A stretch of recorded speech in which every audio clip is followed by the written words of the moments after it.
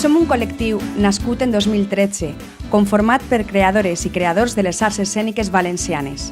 Comitè naix també per fer valdre una comunitat creativa amb una visió més contemporània de les arts escèniques i més sensible amb el seu entorn. Actualment, Comitè està format per companyies i creadors, col·lectius d'investigació i creació escènica, que ens articulem a través del diàleg intergeneracional, l'intercanvi de recursos i experiències, la formació compartida i el suport mutu.